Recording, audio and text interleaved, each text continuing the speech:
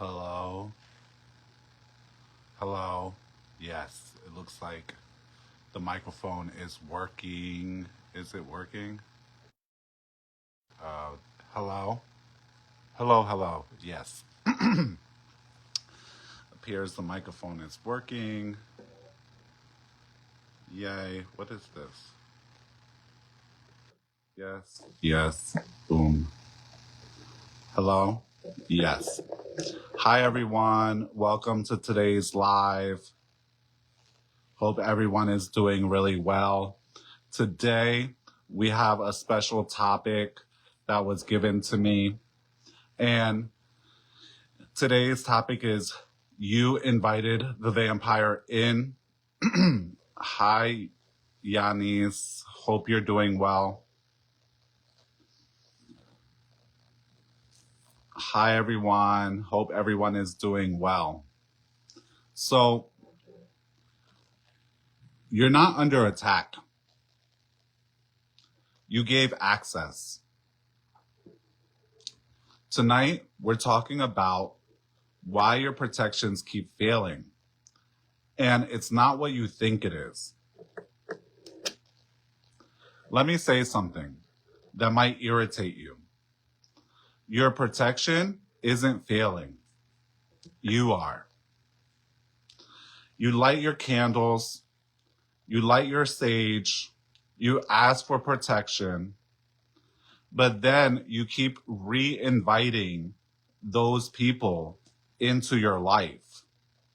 You send a text, you reopen the door, you let the same people in over and over again. Protections don't fail because they're weak. Protections fail because you override them. Spiritual work does not override your attachments. Instead, it's going to expose it. It's not that you're cursed, it's that you're entangled. And no ritual fixes what you're emotionally loyal to. If this hits with you, if it resonates with you, type in the word door into the comments. So today we're talking about why protections collapse. And it's not at all what you think it is. And how to actually close that door and stop from reopening the door. Many people don't realize that there are a great deal of individuals who are basically energetic vampires. And I really love the word vampire for this situation because it is a very good expression of what happens. Hi, everyone. It's the same thing when you invite a vampire into your home.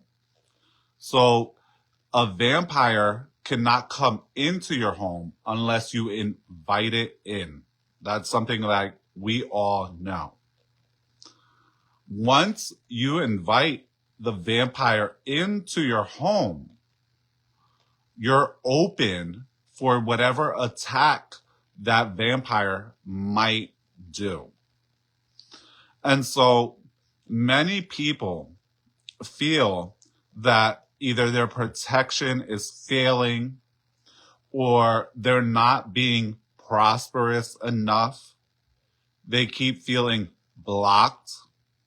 They feel as though things are not moving forward for them, not realizing that many times the reason for this is that amongst the group around you, you have people who are energetically stealing from you. You have people who are, in essence, bleeding you dry.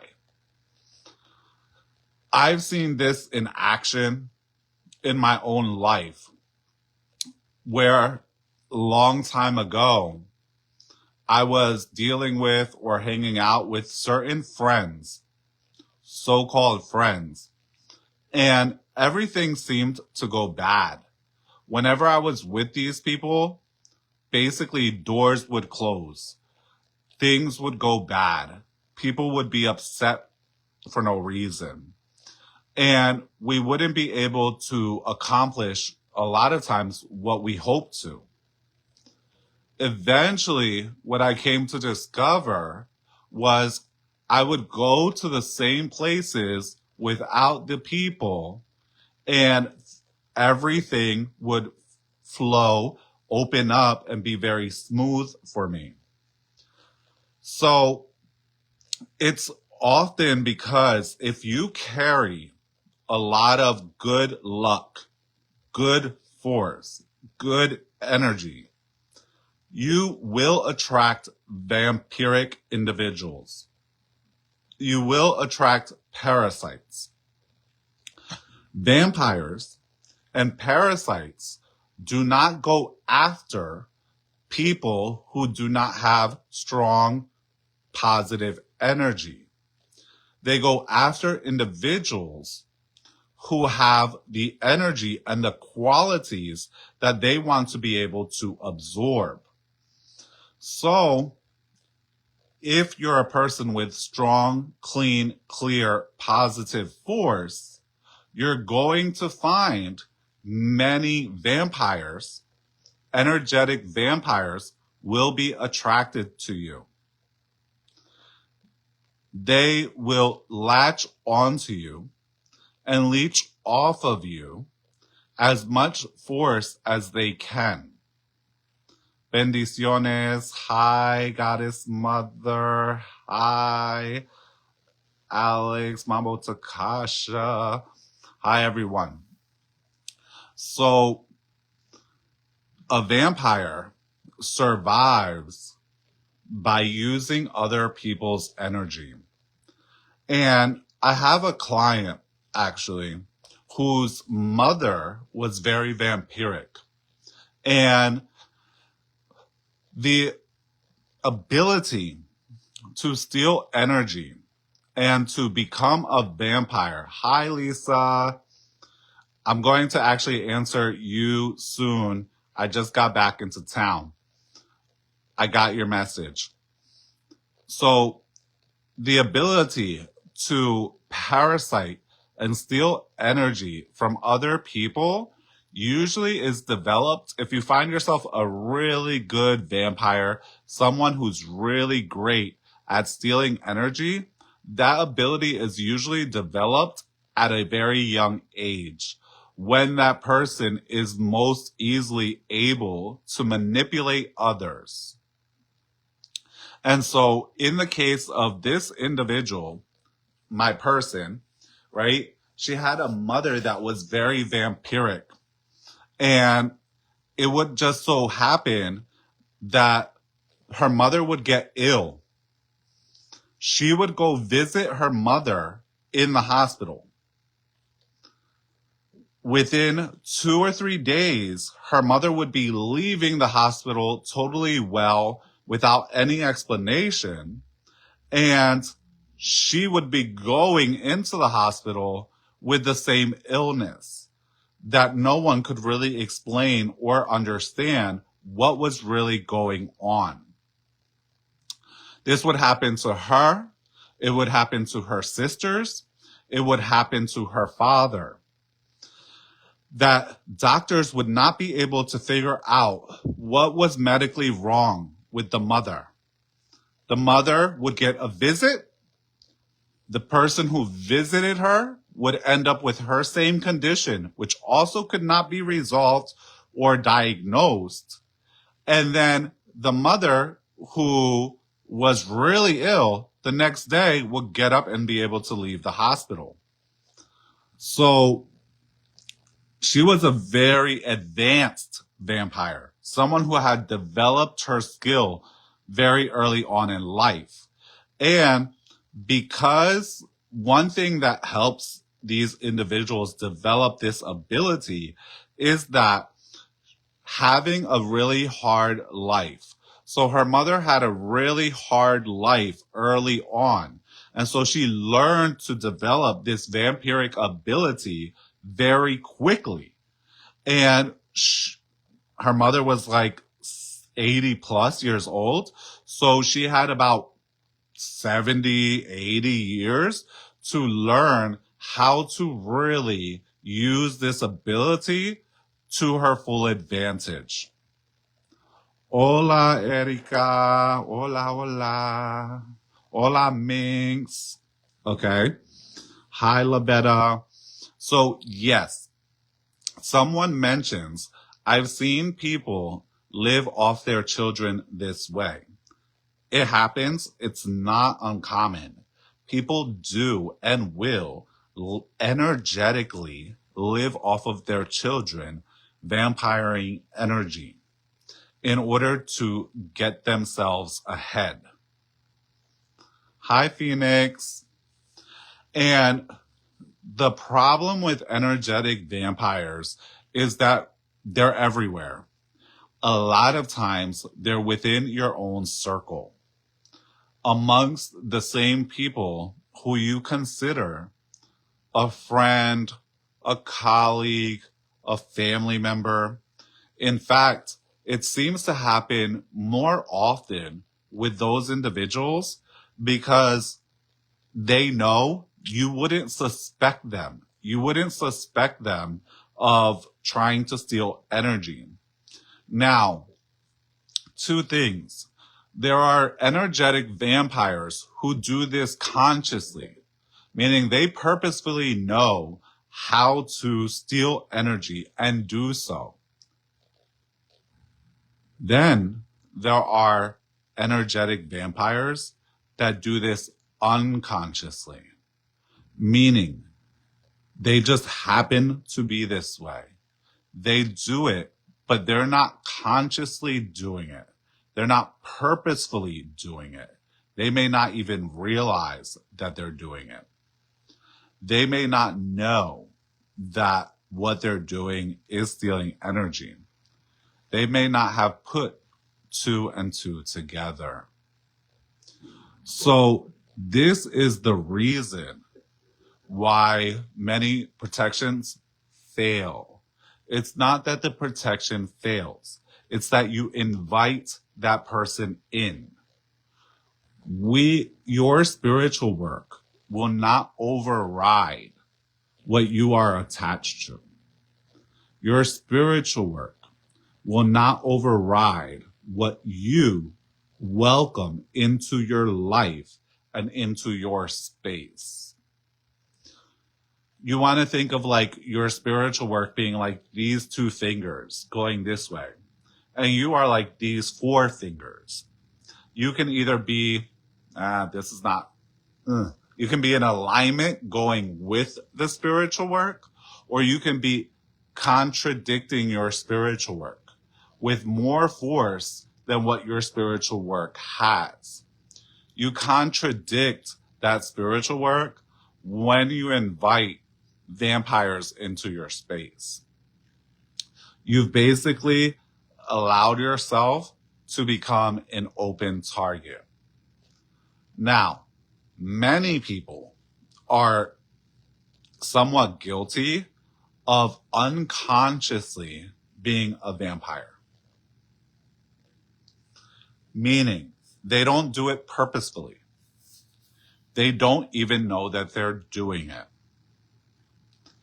And I believe everyone has had some point in which they did so unconsciously, willingly or unwillingly, usually unwillingly without realizing it. But that's not their normal mode of operation. So that's what separates someone who sometimes is vampiric, has vampiric tendencies, versus someone who is a vampire. An energy vampire is this way all the time. Someone who sometimes is vampiric is not a vampire, but instead occasionally falls into vampiric methodology.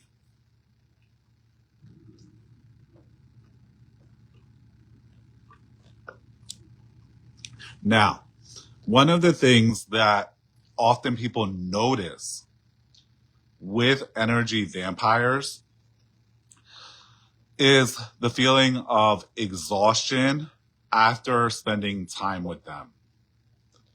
This is not the best measurement. I'm going to tell you why. Because there are going to be times where you will feel exhausted energetically when you're dealing with a person who challenges you. And that challenge could be good. It could be bad, right?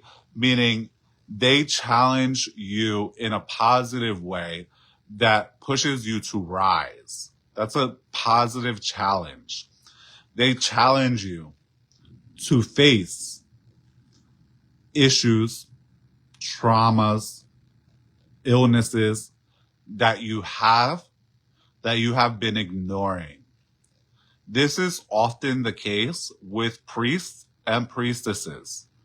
Hungans and mambos, santeros, santeras are often there to challenge the status quo, to challenge you to confront your fears, your causas, things that you have been avoiding. This takes a lot of energy. Sometimes you will become energetically depleted because you are not being authentic. This is why simply noticing that you're energetically depleted when you're with someone is simply not enough in order for you to determine that that person is an energetic vampire. Because these things have nothing to do with that said individual. These things are a reflection of you. However, one of the signs that is going on, or that you're energetically being depleted, is that when you consistently are with the person, your luck starts to go to crap. Meaning, the various areas in your life start to fall apart because these people are, in essence, stealing energy. When you tell this person something good is happening for you, those good things wither, shrivel up, and die. You see, a vampire doesn't want you to have good happening in your life. Instead, they want that positive energy siphoning and flowing towards them. They want the energy for themselves. A lot of times, it can be difficult to disentangle yourself from an energetic vampire. An energy vampire likes to deeply enmesh and entangle themselves with their host. They like to get really close to their host and really seem as though they're your friend, as if they're there rooting for you. One thing I noticed about energy vampires is they like to talk a lot of bad. They like to basically pull the wind out of your sails. They like to bring you down, make positive opportunities sound negative, right? Again, this is different than someone challenging you to see something in a situation that you might not be aware of. That's one thing. Another thing is to try to simply bring you down, cut you down a few notches. They like to level the playing field. A lot of vampiric individuals love to play the victim. It's probably one of the favorite games of the vampire. Because as long as they remain a victim, they can continue to get your help. They can continue to use your energy to resolve their problems. So, as long as they continue to be a victim, okay, they will continue to use you. Many spiritualists are naturally individuals who enjoy helping others. Many spiritualists also do not like to see other people suffer. The vampire counts on this. The vampire looks for this. The vampire sees an individual who is of a helping nature as a perfect host and target for their manipulations. Vampirism is a illness, and I've seen it spread where individuals who are not that way start to learn that way from vampires, from people who are that way. This tumbles down, and eventually you can become a vampire too. Ultimately, your body, your mind is designed to conserve energy. And so if you start to be around someone who's constantly conserving energy by having other people do things for them, it's not uncommon that through spiritual osmosis, you're going to start to do the same thing. Has anyone ever noticed that when you start to hang around someone for a long period of time, you start to talk like them? Or they start to talk like you? You start to use the same phrases. Your laughs start to harmonize. You start to become more like them, or they start to become more like you. This also happens when someone moves into a new area. I was discussing this with someone the other night, was how they had moved to Baltimore, and when they returned after a few years, they noticed, or actually other people noticed, that their accent had changed. They sounded more like someone from Baltimore, to the point where although they haven't lived there for quite some time now, they still have a bit of that sound, right? It's, someone says here, Joanne says, environmental assimilation. Yes. So it's the same thing when you spend a lot of time around energetic vampires. You can start to become like them. They will push you to become like them. encourage you unless you're an awesome host. If you're an awesome host, they want to keep you as a great host. They don't want to lose you. One thing I noticed with energy vampires is that when you've truly cut them off and they finally are cleared out of your energetic space, they can feel that.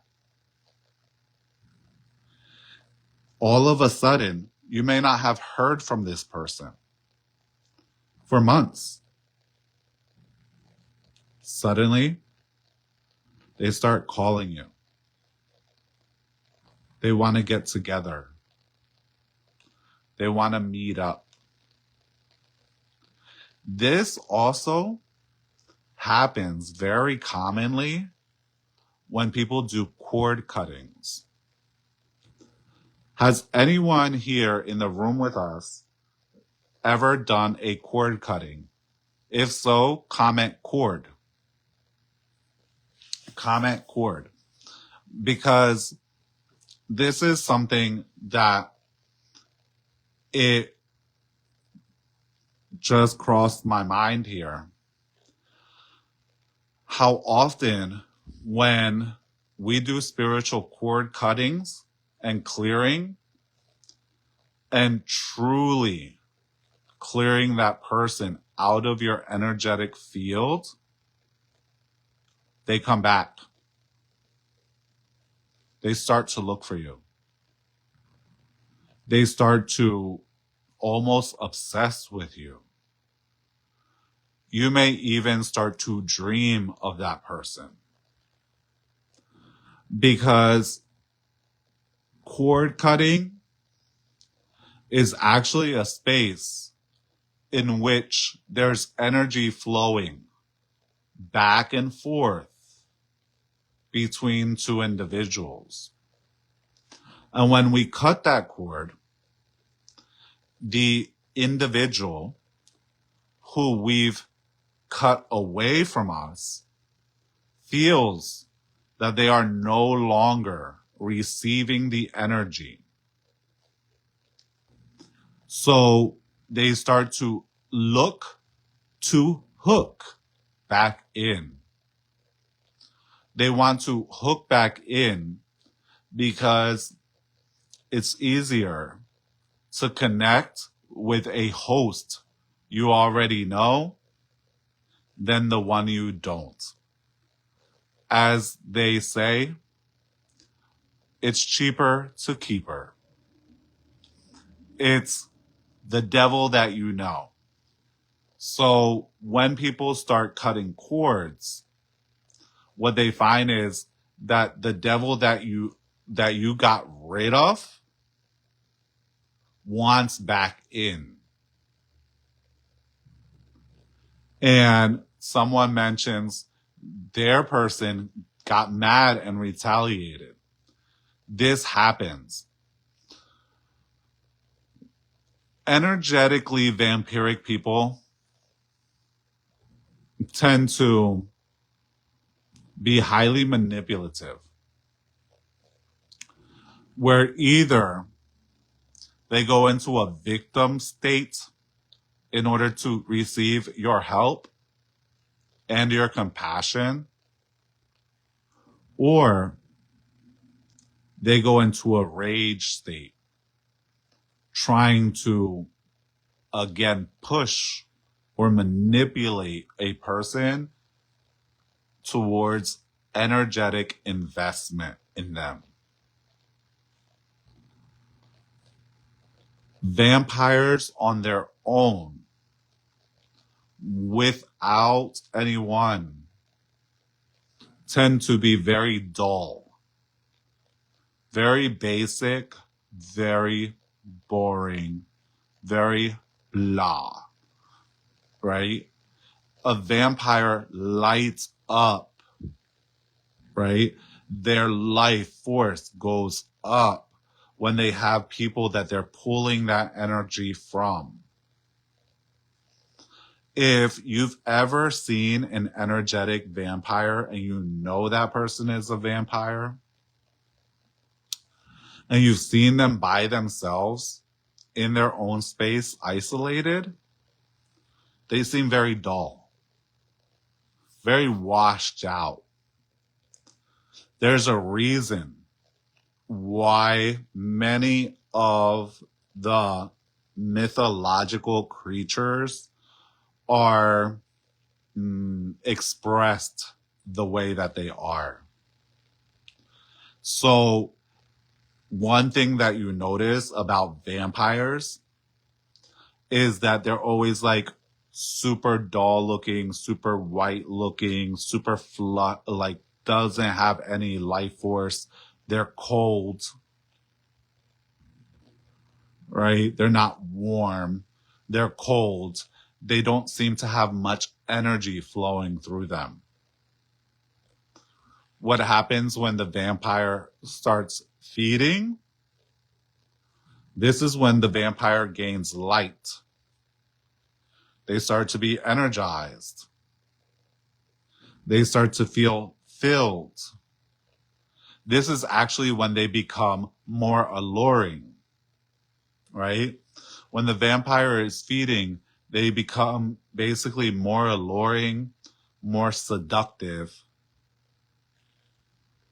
It's almost like they've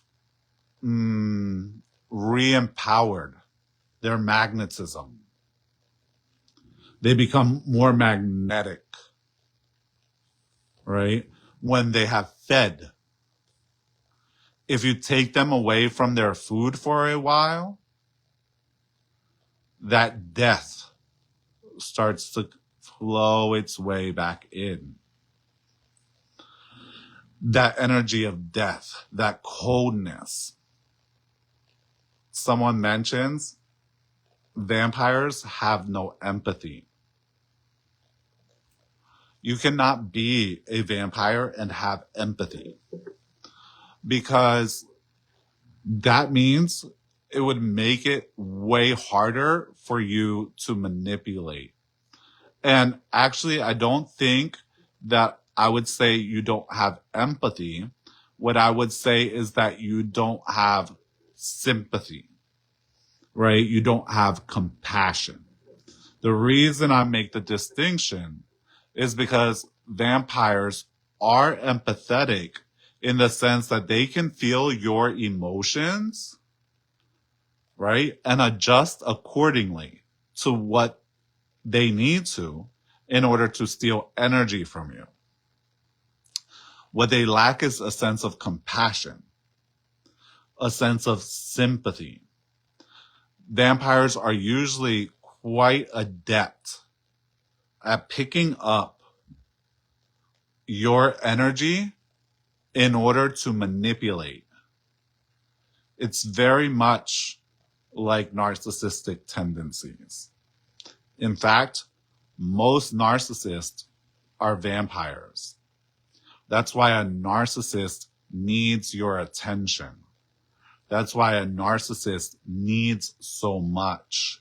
That's why a narcissist jumps from one person to another.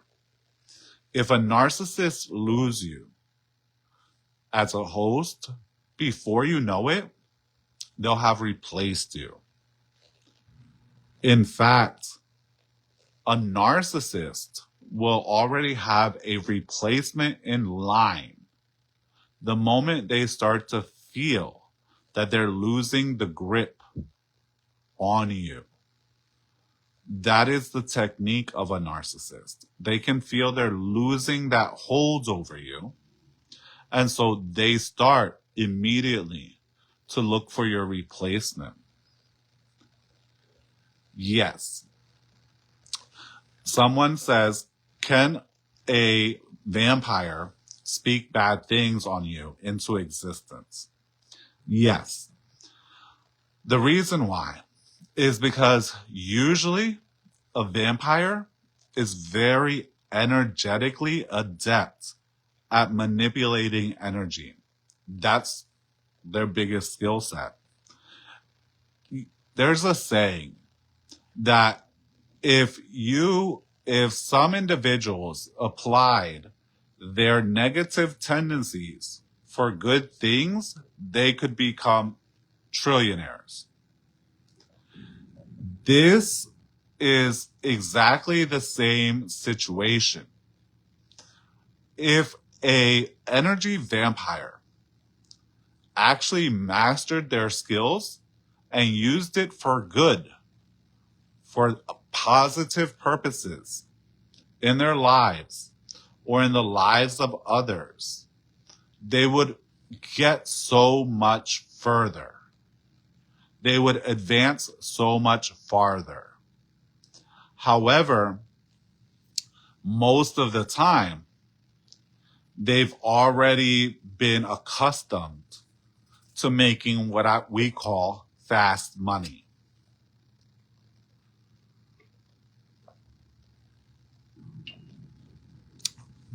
They're like energetic drug dealers, right? They want the quick, instant, fast fix. They want an energy fix, right? And so they don't tend to think very long term. An energy vampire, someone asks, they pretty much are a master con artist. They are a master con artist because they can con you into thinking that they're on your side. They will con you into thinking everyone else is bad. Very big tool of an energy vampire is to isolate their victim. They like to isolate you. It's very culty. Okay? They want to isolate you because it's harder for you to see clear when there are other people around. So they like to keep you separated from others. And a really good energy vampire will usually have multiple different victims in different places, each isolated from the other. So that the left hand, as we say, doesn't know what the right hand is doing. Okay?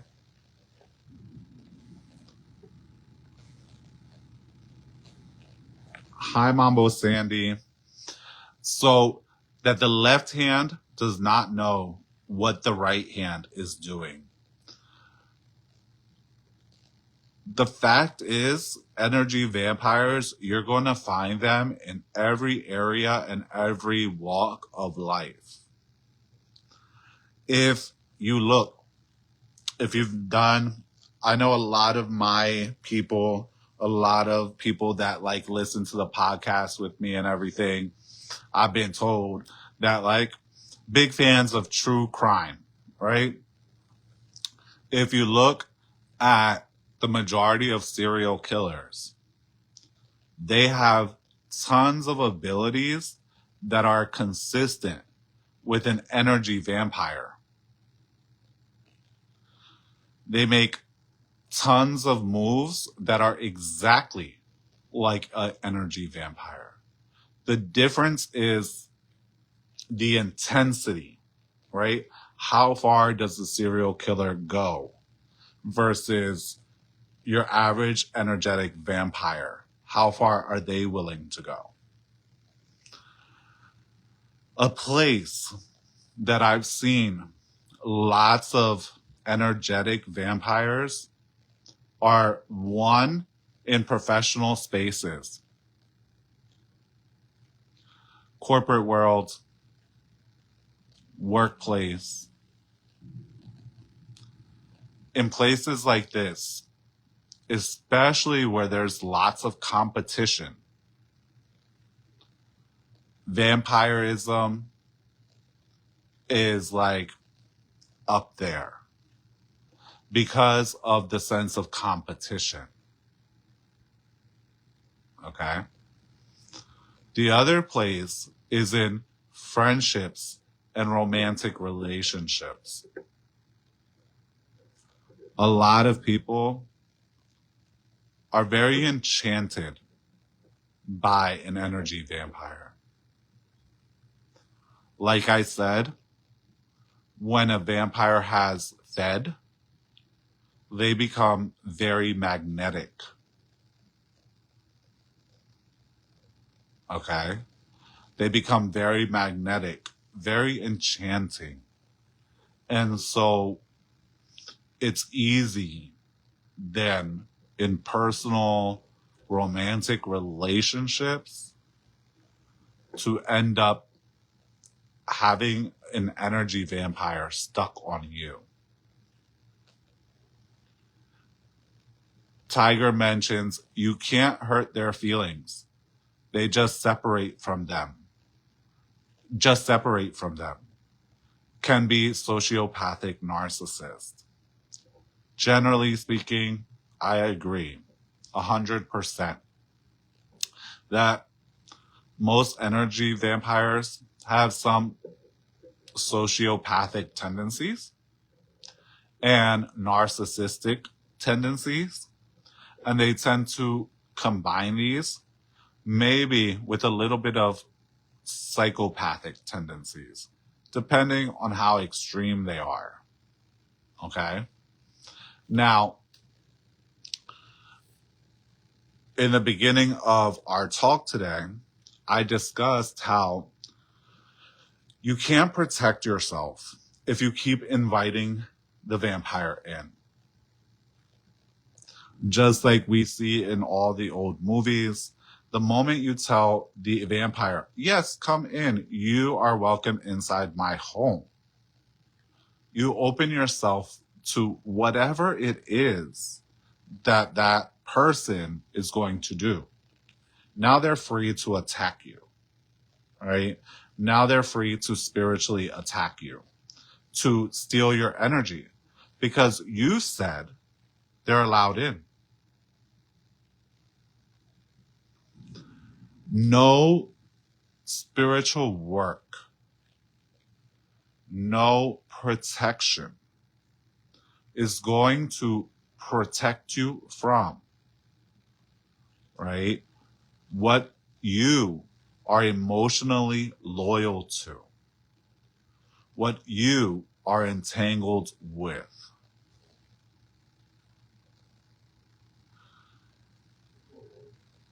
Your entanglement,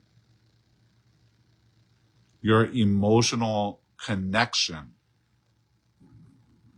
is going to override your ritual work.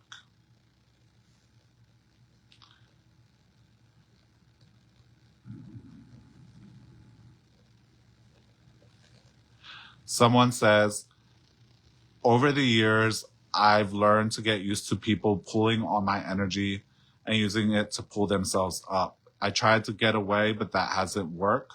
So I thought I might as well get used to it. Hi, Michelle. Hi, Marie. So I get that perspective. I totally understand that perspective. It can be difficult to get away from everyone who is vampiric. However, there is a way around it. Someone asked me yesterday during a consultation, how do you deal with the volume and number of people that you deal with and keep it together, keep it sane? And it all boils down to one's personal work, one's personal development work.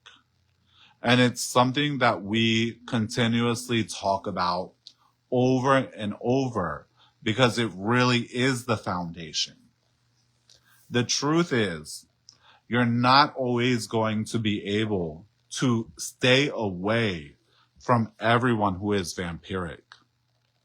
However, If you do enough of your own spiritual evolution work, you can make it so that even when you're around them, they cannot affect you, so that they cannot pull your energy, or so that the effect is very, very minimal. However, with that being said, the people that are closest to you, the ones in your inner circle, that is where you must do something about.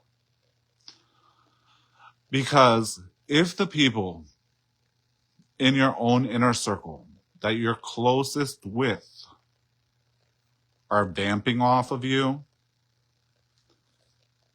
it doesn't matter how much personal work you do, you're going to get drained.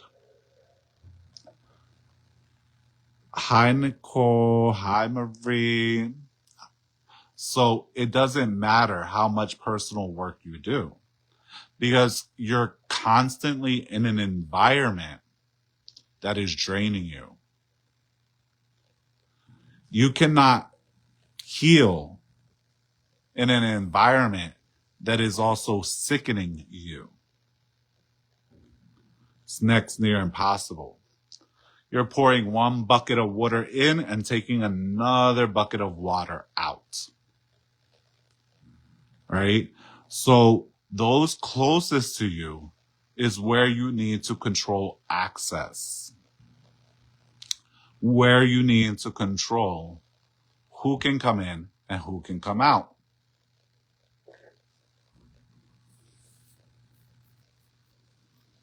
So someone asked something good here. What if you're the vampire?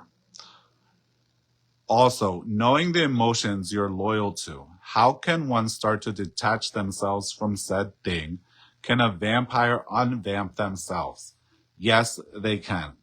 If they go through enough personal work, they can unvamp themselves, and they can turn the skills they used as a vampire into tools for helping themselves as well as others without draining someone else, without taking advantage of someone else. So it's totally possible for a vampire to be unvamped. However, the majority of cases, most vampires will not do that. The reason is, okay, it's like this. If you sold drugs or if you sell sex and you're used to getting that fast, easy money, how alluring is it or attractive is it for you to now suddenly go and start working an 80-hour job and make half the money? That's part of the reason a lot of people cannot get out of selling drugs or doing sex work. There are people who enjoy it, but there's also a lot of people who are addicted to the fast cash. And the alternative of like working really hard to achieve everything else is not that attractive, because what they're not seeing is the long-term gain. They're not thinking in the long-term way. They're thinking in the short term. That thought of that short term keeps them wanting to do the same thing, keeps them using the same old skills. Yes. So if you take 100 vampires, you might get 10 who are willing to do the work and become different, because they can see that by becoming different, they actually gain more than they lose. While it costs more work up front, the gain on the back end is also more. Most vampires, however, are not that far reaching in their thought process. They're not thinking that many steps ahead. In order to detach yourself from vampires, one thing that you mentioned here is one needs to know the emotions one is loyal to. Okay? Hi, Bonnie. Because if you are loyal to certain emotions and the vampire knows that, they're going to give you those emotions that trigger you to stay attached to them. If, for example, your loyalty is to feeling special, or if your loyalty is to feel excitement, the vampire is going to bring that forward for you. They're going to provide that because it's very small on the scale of what they have to give in order to get. So finding out in one's personal development what emotions one is loyal to, what one holds as really important, helps in the detachment from the vampires. Is it a process? Of course it's a process. Everything is a process. Me moving my hand is a process. Doing this live is a process. But it is a process well worth it. Now, I recently made a post on asking a question. Control or alignment? Pick one. And a lot of people said alignment. It's a beautiful answer. And it's also the answer that sounds the best. It sounds really good. Okay? Sounds really good. A few people said control. Here's the thing. Alignment requires for you to accept and adjust to situations. When you're choosing alignment, what you're saying is, I'm going to shift myself to flow with what is going on. Sometimes alignment looks like control. Sometimes control looks like alignment. Just because you're controlling something doesn't mean that's out of alignment. Just because you're aligned with something doesn't mean you won't exercise control. For me, the answer is somewhat both. It depends on what's needed in the situation. Naturally, you're going to have to align with certain things because not everything can you control. However, at the same point, or at the same time, acting as if you don't have any control and you're just going to continuously roll with punches is also out of balance. Because then you're out of alignment with your own power.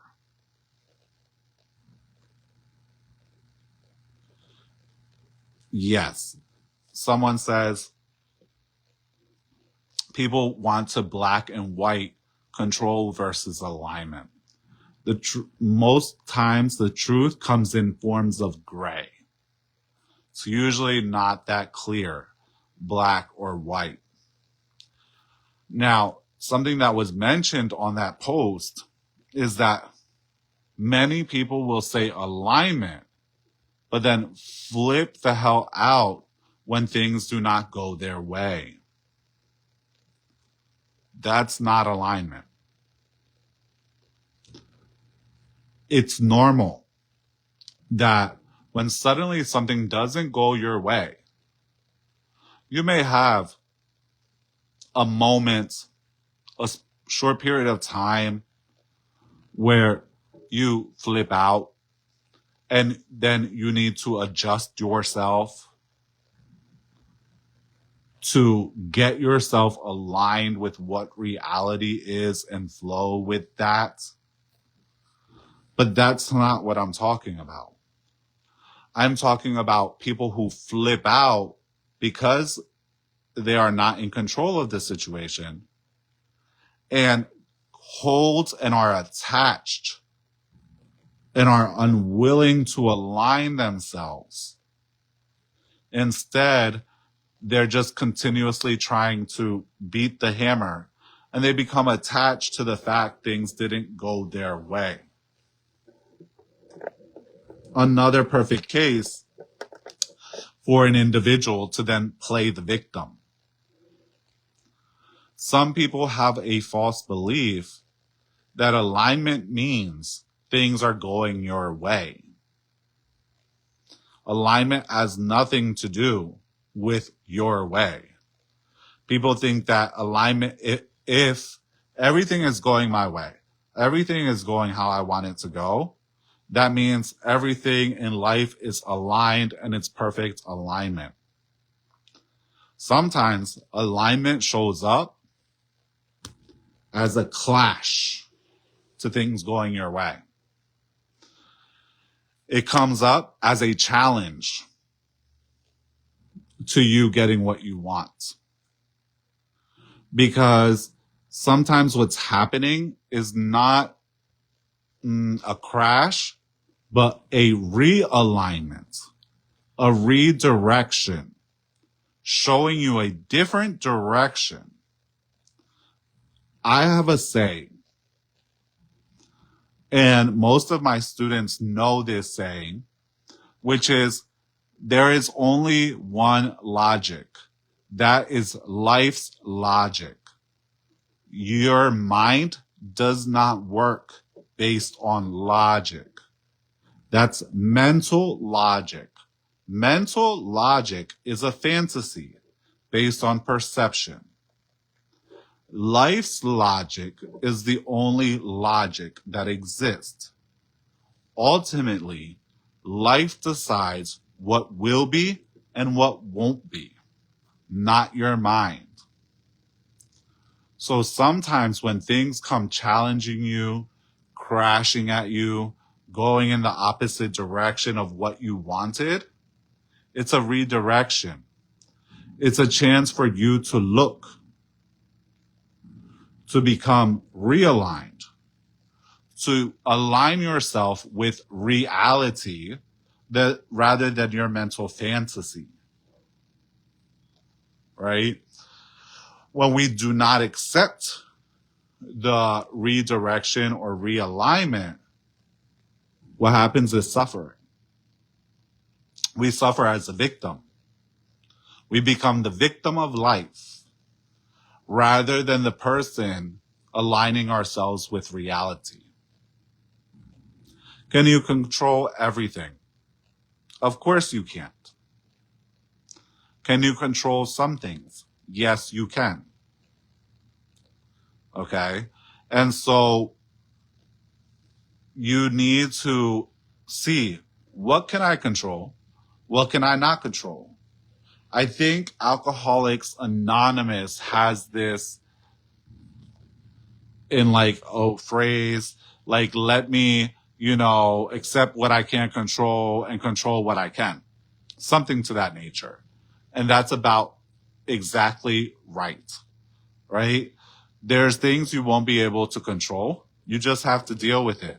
As Marie mentioned, you just have to go with the flow. And you have to look for new routes or alternatives. Some of the best things that have happened, at least for me, and if it's the case for you, like, comment me. But some of the best things that have happened for me is things not going my way. That opened a new door, a new pathway, a new avenue that I had never even considered. Sometimes the biggest blessing is not that things go your way. It's that they don't go your way. Sometimes the biggest blessing, and I say this to everyone, a lot of my biggest lessons, blessings, progresses came from what most people would call failures. But I don't fail because life is not a test. Test is for school, baby. Life is life. It's not a failure. It's just information. And you do with that information what you choose to do. Okay? Some of the best blessings that I've had is from some of the worst experiences that I've experienced. And so I don't consider those experiences bad. Although in order to describe them, in order to speak on them and communicate, I need to explain it that way. But I actually think of those experiences as some of my best experiences because those were the ones that woke me up, brought me the greatest progress, and really changed my life. Okay? Someone says here, I realize that my desires are too small. My blessings and progression taught me to be open-minded. That's true. You know, I think I told this story not that long back to some of my godkids, but I was similar. Long time ago, my desire was just simply to like get a shack in the woods, live in a shack in the woods, you know, trade some potions, some herbs, few things here and there, mind my business, and live my life. But Spirit said, no, no, no. This is what you're going to do. And for some time, I struggled with it. I clashed with it. Until finally, I came to the realization, you can't win or beat spirit or life. Life and spirit always wins. So what am I beating my head on the wall for? I might as well listen and follow. Okay? Same. Basically, you know, someone says, I wanted to be an aesthetic monk. I basically wanted to be somewhat of an aesthetic brujo, witch, right? I just wanted to do my thing, right? And like be left alone. But that's not what life or spirit had planned for me. Okay? So aligning yourself means coming into alignment with what spirit has for you, what life has for you. And I'm not going to lie to you. The shit's not going to be easy. Sure ain't. If it's easy, it might not be worth it. Often, that which we get the most value from, we suffered the most for. So I'm not saying alignment is easy. I'm not saying control is easy. Neither one is easy. Each one has its challenges.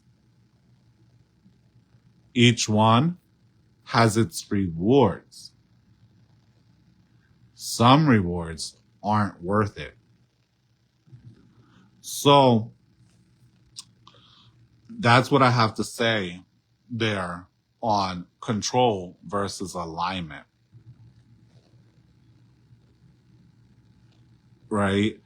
If what you want is just total control, you're going to have a lot of suffering, a lot of struggle, a lot of upsetness. There has to be a blend and a balance between those two forces, those two elements for you to get where you want to go, but more importantly, to get to where you need to be. Okay? To where you need to be. Someone says, facts. I convinced myself I hated people. I came here and that mess changed. It was a lie. Yes, sometimes it's not that you hate people. It's that you just need progress. And sometimes it's just you need a different environment with people that are more your tribe. Someone says, the toughest thing for me is discerning what spirit is telling me and what my ego imagination is telling me. I think that this right here, I'm going to save that for my next live because that is I think that's a big topic in and of itself. And I think I'd also like to bring some of the other Hongans or Mambos from our temple in to discuss this because I think that is a major one that everyone struggles with. I think we all struggle with that, right? At some point in time, their struggle with determining what is spirit and what is ego. And sometimes they can look really similar. And believe it or not, sometimes your ego is in alignment with spirit. Sometimes spirit is in alignment with your ego. And sometimes they're saying the same exact thing. So that happens. And I think that it would be really great for us to do a nice long live on spirit versus ego. And for us to bring in a lot of the other Hongans and Mambos in our temple that have layers and years of experience with all of these things concerning spirituality, concerning ego and spirit. I will say, our temple is very blessed. We have a lot of people, very balanced heads, very balanced individuals, very insightful, deeply reflective individuals. And we all gain when we work together. We all win because there is so much experience and wisdom in our temple, and there is not a single member, not a single one that I can say that doesn't bring some form of wisdom to the table. See, my grandmother used to say, wisdom is everywhere. Just some places you have to look harder than others. Some places it's so much more self-evident. It's so much more there in your face. Other places we have to look a little deeper, but it's everywhere because everyone has unique experiences that provides unique perspectives into life. There's so many different directions that life can go in and so many variables that affect our experience that will give us certain perspectives. Exposing ourselves to many variables and many perspectives is something that a mystic does. A mystic never has a problem questioning whether or not they are wrong. They're open to the fact that they can be wrong, or that another reality or truth also exists, that they can be right and someone else can be right as well. The ego doesn't allow for such space. It cannot be wrong. But a mystic has set aside the ego just enough to be like, well, maybe I'm wrong. Let's see. Let's try it out. Let's try something different. And that's one of the beauties of our temple. Okay? So, yeah, one last thing that was mentioned here by Mambo Sandy. Desire, wanting things, will blind you to many things. That's something that you have to, that's one of the differentiations between spirit and ego, right? Ego is filled with desire. Spirit is filled with inspiration and motivation. Okay? And that inspiration, that motivation is very different than a desire. And desire will blind you. It will leave you blind to certain shit. Excuse the way I put it, but how many individuals here, right? You can just put an emoji in if this is you. Did you desire someone and that desire caused you to ignore lots of red flags? If that's you, just put an emoji in the comments. And later on, when the desire was quenched, when your thirst was quenched, or when the desire started to fade, you started to see all these red flags, all these things that you didn't notice before. That it's like, oh, that was so obvious. So that desire will blind you. Okay? It will leave you ignoring red flags. Funny, not funny. It will leave you ignoring red flags because desire will overpower you. That's why in our spiritual work, we teach about desire in its causal nature, right? In its form of being able to control you. High love, its ability to control you, its ability to own you. See, that's the thing with desire, is you don't own your desires. Your desires will own you. They will get you to do tons of things that may not be healthy for you, may not be what's best for you.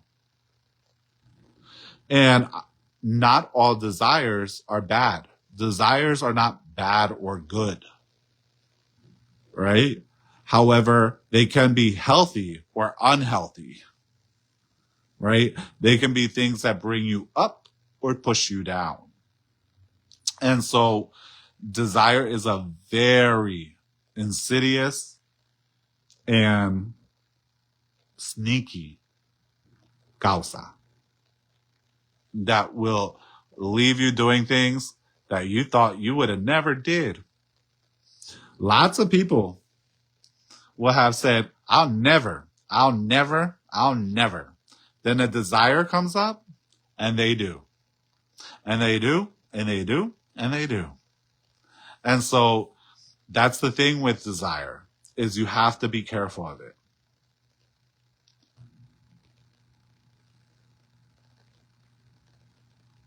So, Phoenix, you're most welcome. You say you're realizing that you're dealing with this with your child's father right now, and it's hurtful, but you're isolating because you need to hear this. Yes, it's not going to be pleasant. It's not going to be pleasant. These things, spiritual growth is very rarely pleasant. Okay? It's going to It's a very unpleasant ride for quite some time. I'm not gonna lie. It's like, it's a very unpleasant, it's not a fun ride, right? It's not a roller coaster like you would want to get on, but it is a roller coaster that once you get through the other side, the pleasant comes, right? But a lot of spiritual wisdom shatters beliefs, shatters your perception, shatters your relationships with other people, because you start to see some ish you wish you didn't see. That's why there is a saying that ignorance is bliss, right? It means it's bliss because you don't know no better.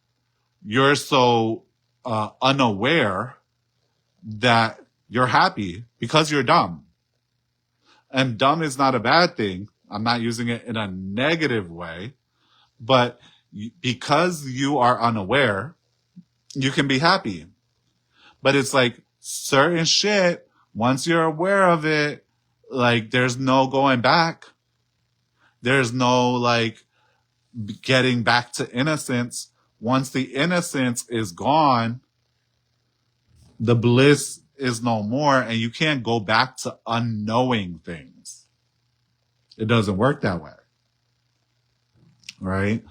So innocence is bliss. It's bliss because you don't know no better. Because you're so dumb. You're unaware. You're ignorant to the fact.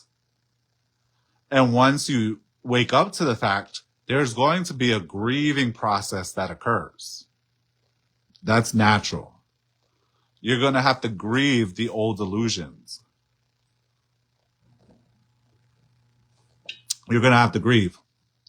And that process, if properly guided, we can make it as smooth as possible. I didn't say that it's gonna be like riding in a Tesla. I said as smooth as possible. We can try to like smooth out those bumps as much as possible. But trust me, okay? It ain't gonna be like riding in a Tesla. It's not gonna be that smooth. But it will be smoother. And it is worth it.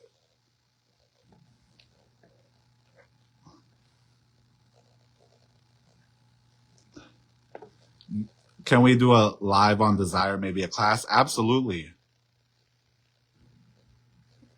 Fantasizing that someone is a certain way and then finding out who they really are? Yes.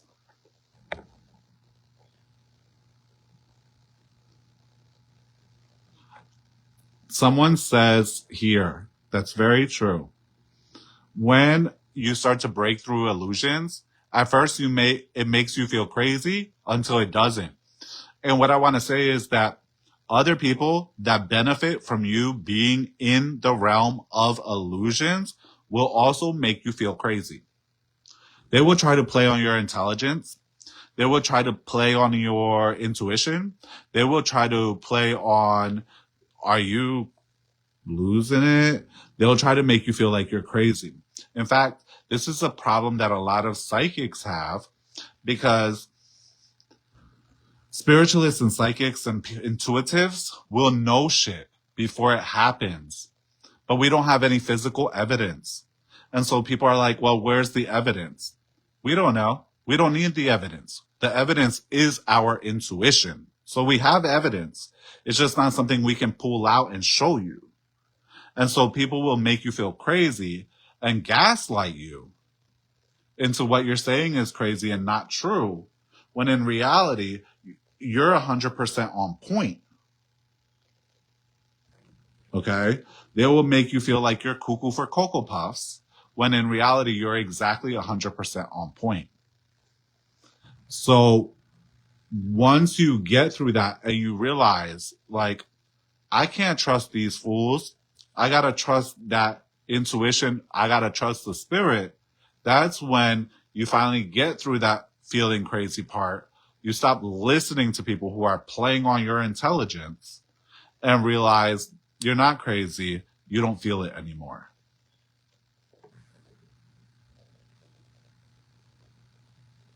Spirit does not allow us to stay stupid. No, I agree with what Mama Becky said there. It doesn't allow us to stay stupid. In fact, it's going to keep on putting the truth right in your face over and over and over and over and over and over until you can no longer avoid it.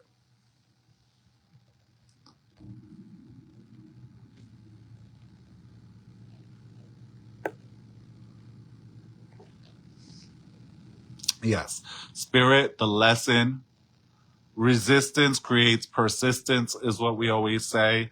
The more you resist the lesson, the more the lesson will persist, the more it will show up in your face. So the more you resist, the more it persists. It's very simple formula. And so until you're willing to get with the program and finally like see things for what they are, it will keep showing you over and over and over until you can no longer deny it, until there's no way in hell you can deny it. And now you might choose to continue to suffer and live with it, but that's a you choice. You have to decide that you're done with the suffering crap. Spirit will let you continue to sit in it and suffer with it because that's where the divine part of you has to come through to say, nah, this ain't for me. I ain't doing it no more. But you will not be able to say that you weren't shown or that you weren't told about what it is. Okay? So, thank you guys for joining me today on this live. Many blessings to all of you. I hope to be back on live again next week.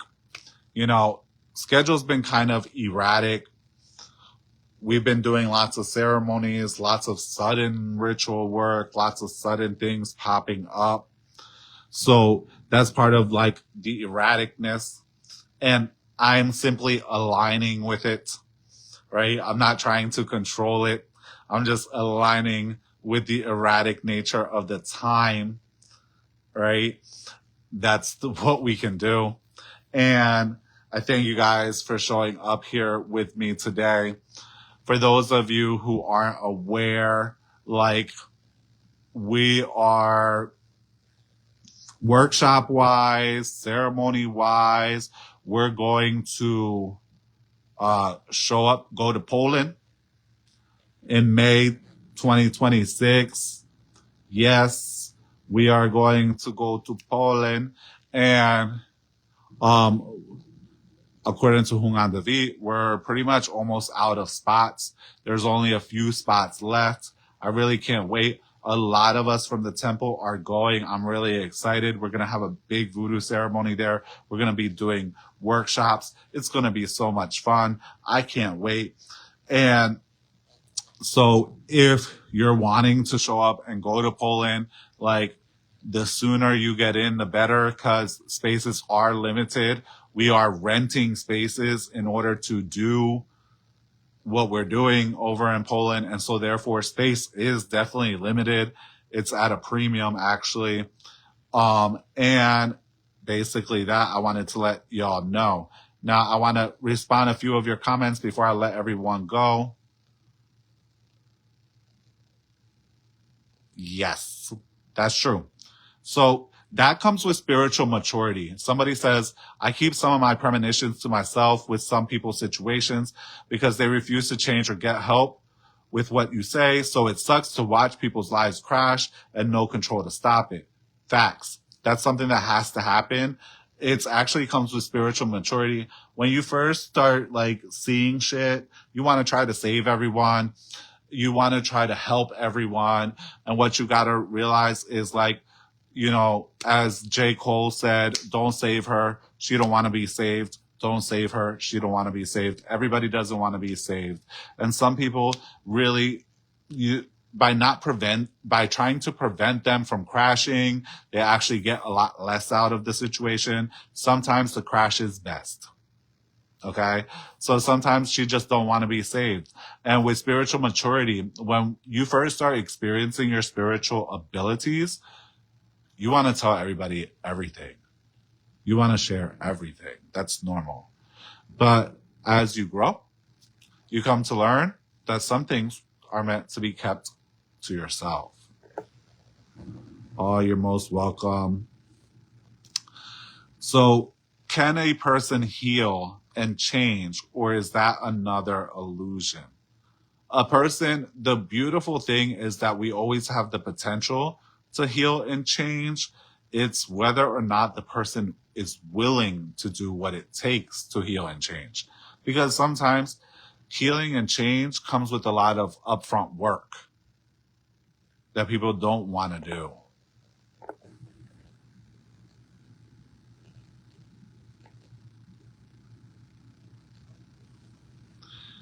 Okay. So thank you guys all for coming. Last thing I want to say is, because someone mentioned it, is so we have Poland in May 2026. We're looking at Dominican Republic for the end of September 2026. So that's another thing that's happening for like the members of the temple. That's going to be a temple initiates only type of event. If you are an initiate of mine and you are not a part of the initiates group, reach out so we get you hooked up in there as well, so that you can be kept abreast of what we're doing on our end. So that's happening around end of September 2026. And in between there, we have a lot of other things happening. So I'm really excited for all of that. And you're most welcome. God bless all of you. Until next time, whenever that be, stay blessed.